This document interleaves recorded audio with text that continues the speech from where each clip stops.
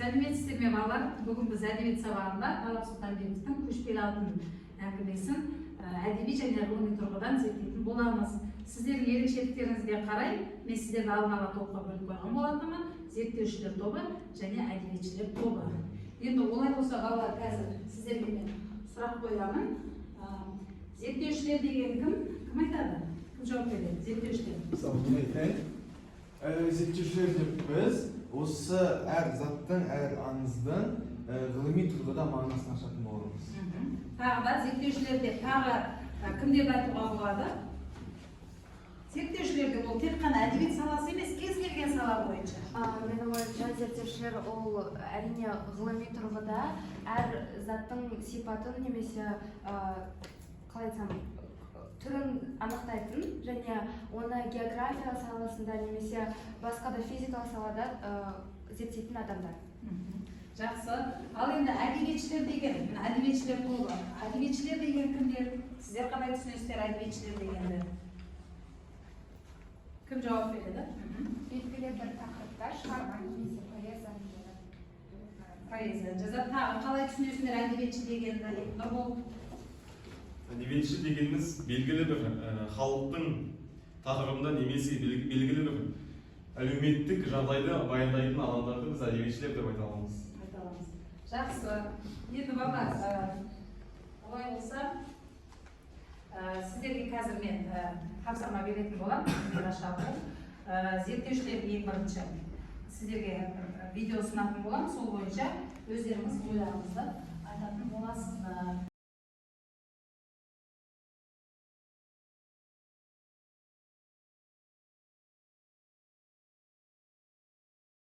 Сіздерге ұсынылған қазір видеоны қарап шықтыңыздар. Осы видео бойынша сіздер қандай ой қорытындылайсыздар? Не түсіндіңіздер? Бұл видео не үшін қойылды сіздерге? Енді біз көрген бейнежазбада біз табиғаты өте сирек кездесетін Шахназарая секілді бір құбылысты көрген болатынбыз. Бұл Шахназарая әлі толықтай ғылыммен зерттелмеген болатын. Бірақ біз негізінде білетініміз бұл өте қауіпті әрі өте қызықты құбылыс болып қалды. Тағы осыған орай тағы қандай мәлімет білесіздер балалар? Алан айта ғой. Шахназарая деп ол біз ауада жарқырап және қалыпты түзілімге ұқсайтын табиғи құбылыс деп атай аламыз. Келесі тағы қандай мәліметтер білесіздер осы табиғаттың тылсым құбылысына байланысты? Аяжан? Жалпы біздің өтіп жатқан әңгіме сол көшпелі алтын ғылыми фантастикалық әңгімесі болғандықтан бізде видеода жұмбақ найзағай көрсетіліп тұр. Жалпы жұмбақ найзағай ол шар тәрізді найзағай тек қана оптикалық елес деп айтылады деген теория бар. Жақсы, тағы Сымбат? Оған қоса көптеген ғалымдар осы жұмбақ найзағайды шын өмірде шынайы екенін сене алмайды. Өйткені мысал ретінде француз физигі Маскар оны әсіре қиялдың нәтижесі деп айтып жатыр. Өйткені оның ойынша бұл жұмбақ найзағай табиғат заңдарына сай келмейтін болып табылады деп айтады. Жақсы балалар. Енді мен бұл жаңағы жұмбақ найзағай дейді, орысша айтқанда шаровая молния дейді. Бұны не үшін бердім мен? Бұл біздің бүгінгі жаңағы талдағалы тұрған тақырыбымыздың негізгі өзекті бір бөлім болып табылады екен. Ал енді сіздер бұны жаңағы зерттеуші ретінде ғылыми тұрғыдан қарап сипаттап бердіңіздер. Енді біз келесі топқа сөз кезегін берейік. Әдебиетшілер тобы сіздерге қазір мен осы көшпелі алтын әңгімесі бойынша үзінді оқып беретін боламын.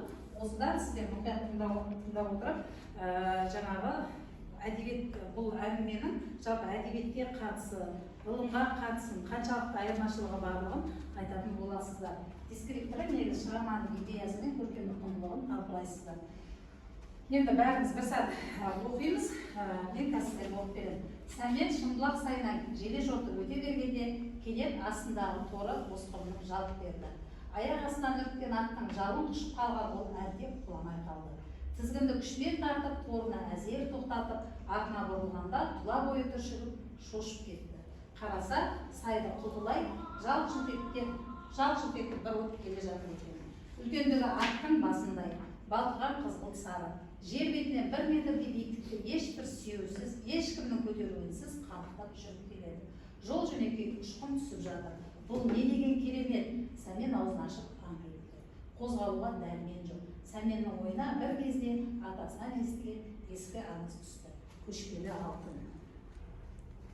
Осы бір үзіндіден сіздер қандай ой қорытындылайсыздар? Не түйдіңіздер жалпы? Зерттеушілер тобы жаңа ғылыми тұрғыдан айтты, ол көшпелі алтынның жаңа видеодағы көрген құбылысты. Сіздер не айтасыздар, әңгімешілер? Нұрбол? Шығарманың негізгі идеясы дегеніміз ол, біз осы мәтінді оқи келе көшпелі алтын шығармасының кіріспесі болып табылатын байқадық. Біз бұл мәтінді оқығаннан кейін толықтай бүкіл шығарманы оқуға құштарлығымыз артты. Жақсы. Келесі? Әйгерім жалпы шығарманың идеясы Талас Томбеков адам қиялында ұмтылуға болатын кейіпкерлері қандай мәселені арқылы беріп отыр. Жақсы. Тағы кім осы үзінді арқылы не айтқысы келеді? Бұл жерде жаңа зерттеушілер айтқан кезде айтқан что шынайы өмірде ол миға қонымсыз деп, бірақ бұл жерде оның атасы кесімінің өзі де барлығы бұл құбылысқа сеніп тұр да, бұл таңғажайып нәрсе болғанымен, бірақ яғни шынымен де болды деп өзінің көзбен көргені үшін соған сенеді. Жақсы. Енді балалар, бізде әдебиетшілер бұны кәдімгі сіздер ойлайсыздар, шын мәнінде ол жерде көшпелі алтын болды деп. Ал сіздер шын мәнісінде сол жерде көшпелі алтын болғанына сенесіздер ма? Зерттеушілер.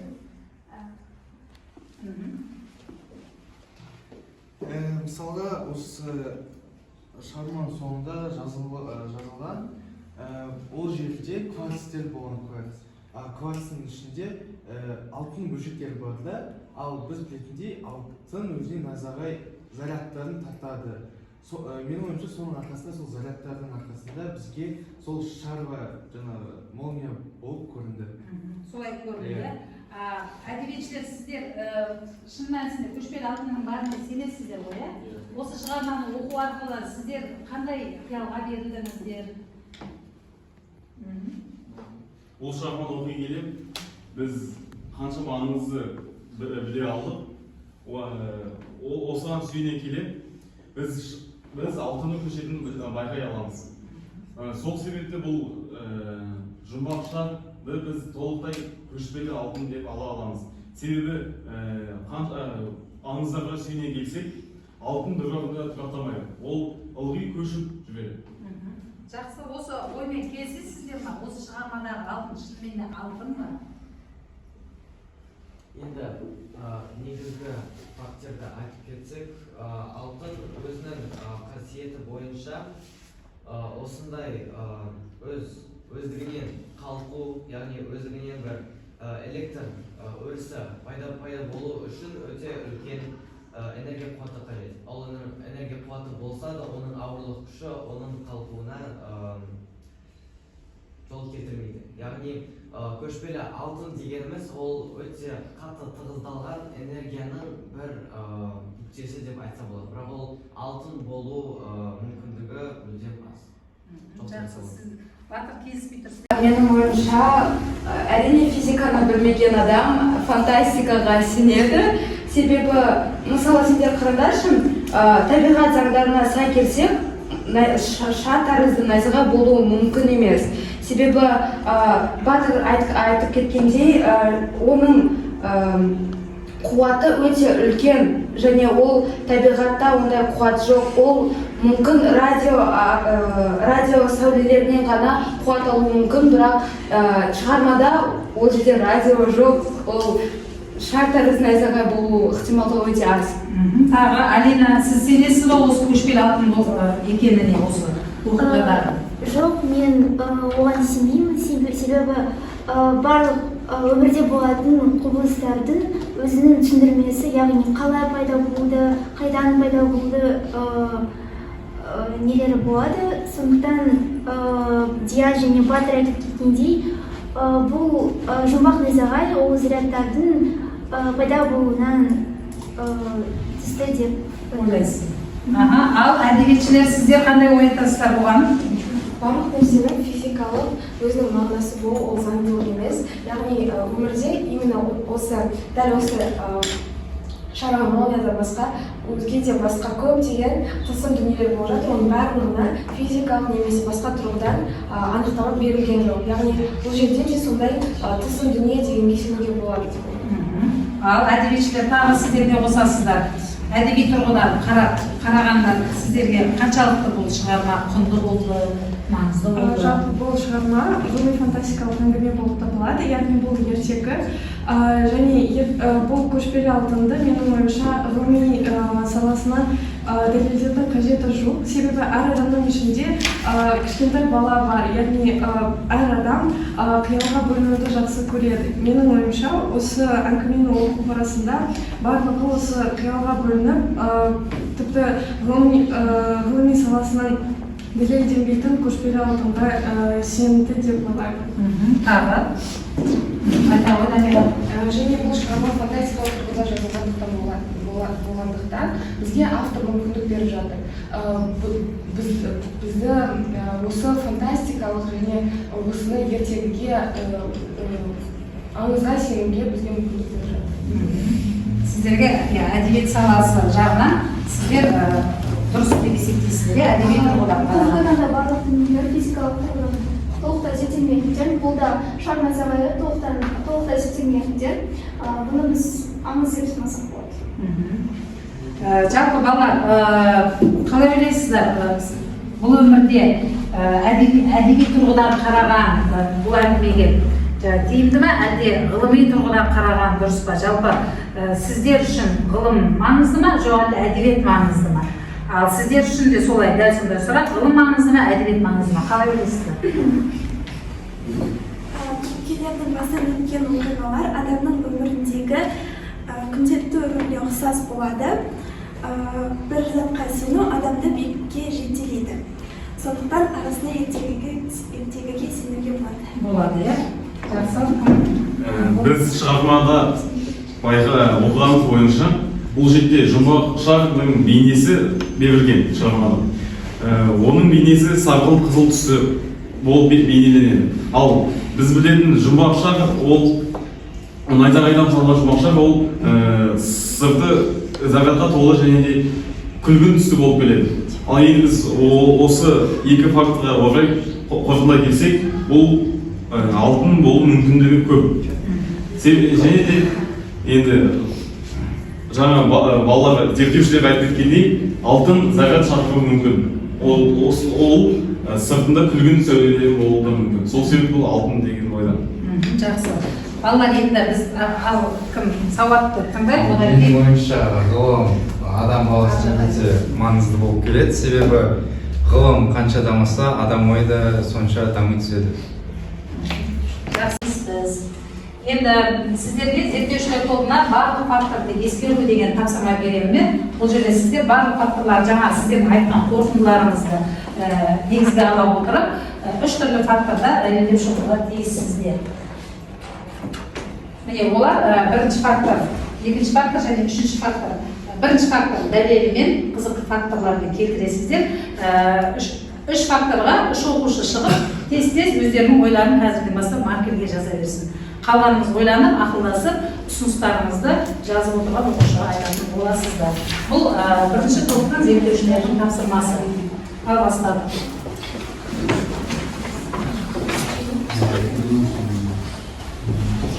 Енді бұл бірінші топтың тапсырмасы зерттеушілердің қалған зерттеушілер сіздер бірге отырып жаңағы мәліметтерді қарап отырасыздар да ұсыныстарыңызды сыныптастарыңызға айтасыздар. Келесі екінші топқа тапсырма дескрипторы. Осыны түсіріп аласыз ба? Дескрипторы. Енді екінші топ әдебиетшілер тобы. Сіздер осы жаңағы көшпелі алтын әңгімесі бойынша оқиғалар тізбегін үш кезеңге бөліп тізбекті түсіресіздер. Осы тізбекті негізге ала отырып үш кезеңге бөлесіздер. Сіздердің топқа мен ватман беріп, ватманға отырып оқиғаларды сөйлеген 3 кезең. Қалай 3 кезеңге бөлесіздер, оны өздеріңіз фантазияларыңызбен 78-де болады. Ұсыныстарыңызды берсеңіз болады. Бірінші кезеңді мына оқушылар сіздер орындай беріңіздер. Соңғы кезеңді Арсенмен жасай берсе болады.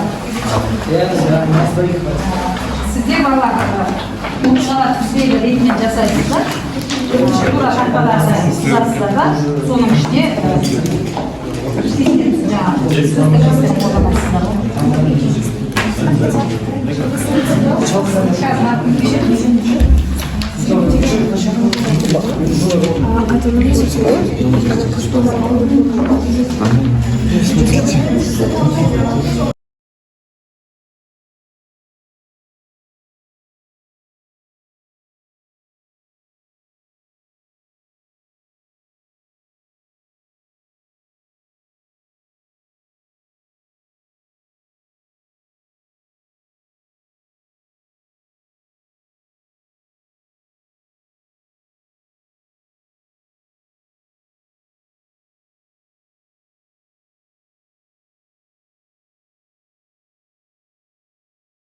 біткенше зерттеушілер тобы дайын екен, зерттеушілер тобын тыңдайық.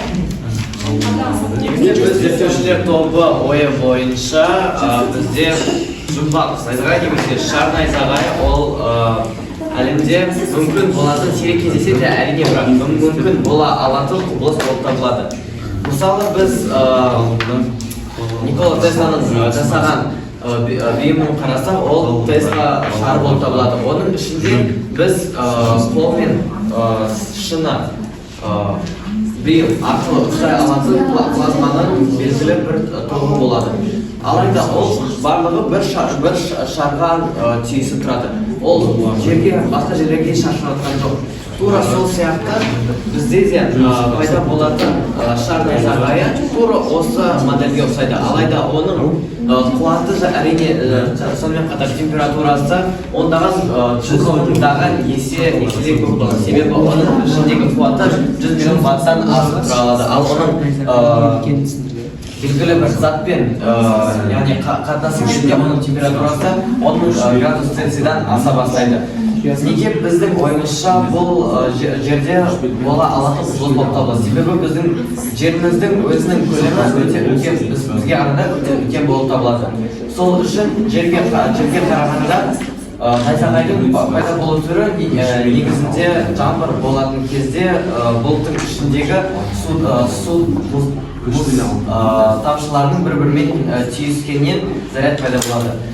Сол үшін оның зарядтардың көп болған сайын оның қуаты да үлкейе береді. Ал қуат үлкейген сайын ол бір-біріне тартылып шар тәріздес құбылыс пайда болады. Жақсы, ғылыми тұрғыдан өзінің ойын дәлелдеді, артықшылығымен қызықты дәлелдеді.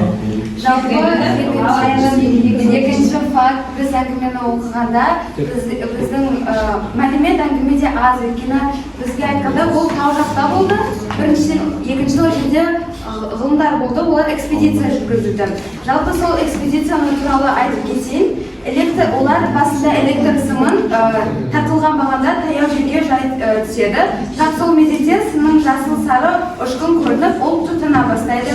Ол шар пайда болады да, ол бағаналар арасындағы тартылған сымның бойымен баяу жылжи кете береді.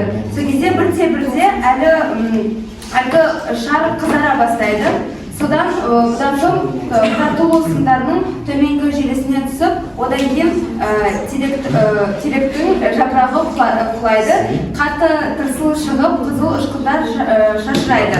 Бірнеше кішкентай домалақ шар пайда болады да, теректің бұтақтарымен өрмелей жөнеледі. Осының бәрі секундтай уақытта ішінде болып өтеді. Сонда олар басында сымды алған, ол эксперимент жасаған, осы сым тұтана бастағаннан кейін ол шар тәріздіге айналды.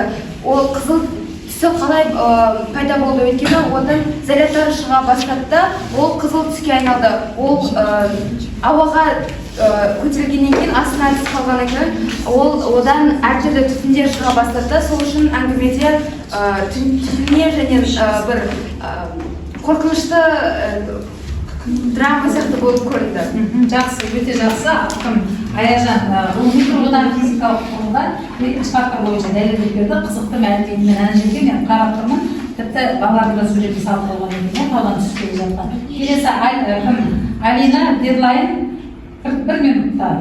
Шарға молния, яғни жұмбақ найзағай ең сирек кездесетін табиғи құбылыстардың бірі деп атауға болады. Ол әлі де не екені де белгісіз. Оны түсіндіретін 400-ден астам теория бар.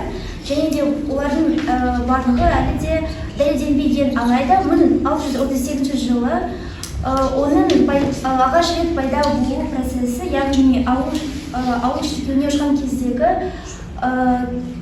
кездегі сол кез құжатталған. Жақсы балалар, сіздер көшпелі алтын оқиғасындағы сәменнің көрген жаңағы алтынын ғылыми тұрғыдан нақты алтын емес екенін дәлелдеп бердіңіздер. Ал енді жақсы, жарайсыздар балалар, отырамыз. Енді келесі топ әдебиетшілер тобы. Сіздер оқиғалар тізбегі бойынша осы әңгімені әдеби тұрғыдан талдап беріңіздерші. Ал енді әдебиетшілер тобы, сіздер қандай оқиғалар тізбегін осы әңгімені желісімен жасап шықтыңыздар екен? Шығармада біз 3 кезеңге бөлдік. Яғни бірінші кезеңде ол алтын тауып алған тауға ең бірінші сапары және таудағы от. Сосын ол аңызды еске түсіреді сол отты көрген кезде. Ары қарай. Шығарманың екінші кезеңі шайтан тауға сапар және де қажыта мен сәменнің өмірге тығылуы. Шығарманың үшінші кезеңі бұл шайтан тауға барған кезінде көшпелі алтынды іздеу барысына Сәмен мен Қажытай табиғаттың әсерінен жаңбырдың әсерінен үңгірге тығылады. Сол кезде ол ғалымдарды кездестіреді. Ғалымдар балалардан жөн сұрасып, оларға көшпелі алтынның табиғи ғылыми тұрғыда физикалық құбылыс екенін баяндап айтып береді. Жақсы. Стоп.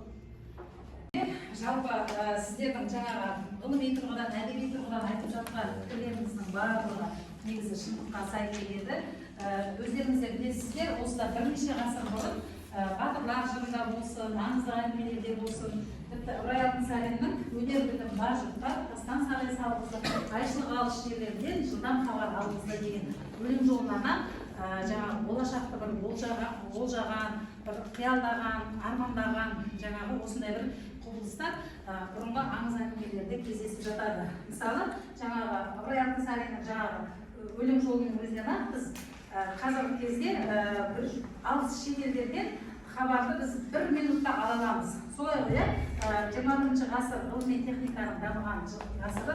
Сондықтан да балалар жаңағы сіздердің айтып отқан дәлелдеріңізге сай бір кездері аңыз болған оқиғалар шын мәнісінде де уақыт өте келе өмірде болуы мүмкін. Бірақ оны сіздер жаңа ғылыми тұрғыдан дәлелдеп бере алдыңыздар. Бір кездері оны шын мәнісінде көшпелі алтын деп сенген болса біздің ата-бабаларымыз, ал сіздер 21 ғасырдың ұрпақтары оны жаңа табиғаттағы тылсым құбылыс екенін, физикалық құбылыс екенін өздеріңіздің нақты дәлелдеріңізбен келтіре білдіңіздер.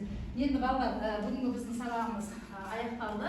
Жалпы бүгінгі тақырып бойынша сіздер маған жедел хат жазыңыздар. Алдарыңызға берілген стикер бойынша бүгінгі сабаққа байланысты өздеріңіздің рефлексияларыңызды білдірсеңіздер болады. Мына жерге өздеріңіздің ойларыңызды жазып кетсеңіздер, мен оны өзім тағы